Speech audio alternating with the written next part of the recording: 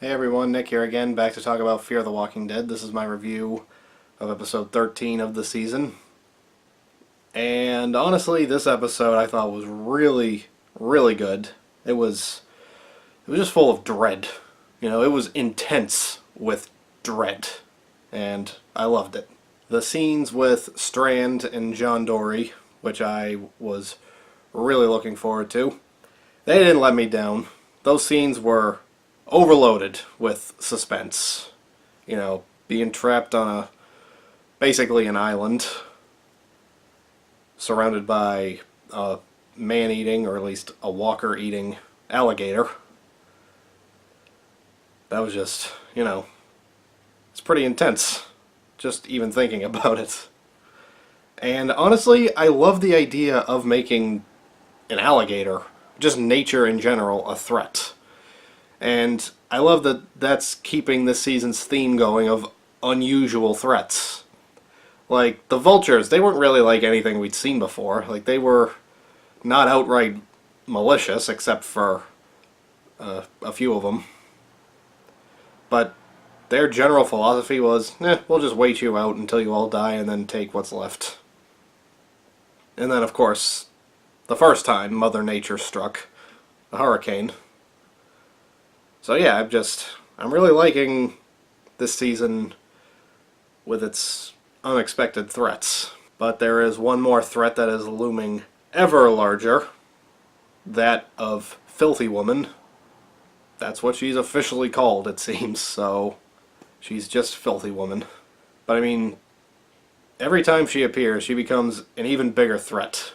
The ending of this episode showed that she is capable of devastating mayhem. I mean, she shot up the truck with Al's SWAT van. It's really almost horrifying to see how easily she can just take things and make them threatening. And how easily she can acquire something like the SWAT van. I mean, it did not take her much effort at all. So yeah, that just shows that she is a serious threat. And I'm looking forward to whatever happens to her, or, let's face it, whatever might happen to the rest of the cast. I'm telling you, we're going to lose at least one more main character before the season's over. The highlight of the episode for me was Luciana's story arc, when she was trying to help the poor old guy who was trapped in the car, Clayton. I mean, first of all, it was pretty obvious that he was the truck driver. Okay, like, I said that the second he showed up. And I just watched the Skybound compilation. A few others did as well. That was pretty obvious, so it wasn't really like that was much of a twist. But nevertheless, the whole story arc was actually really uplifting in a weird way. We didn't get to know Clayton for very long. He didn't make it out of the episode. But we got to know quite a bit about him. We got some backstory for him, like where he's from, why he did what he did in regards to leaving the boxes behind. And just overall, he made a really heartwarming case for humanity.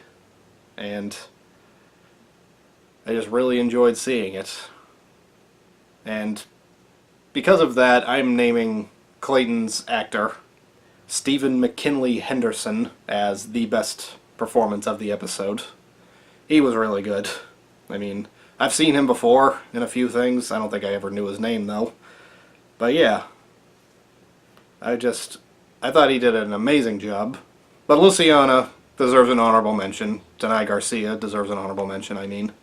Because it was nice to see, finally, Luciana getting some development, because she's been getting some development here and there since Nick died, but overall she just seemed kinda aimless. Like, she came into the show as basically an anchor to Nick's character. Okay, that sounded really negative, like anchor dragging him down. Like, no, I didn't mean it like that. I just mean like she was connected to him.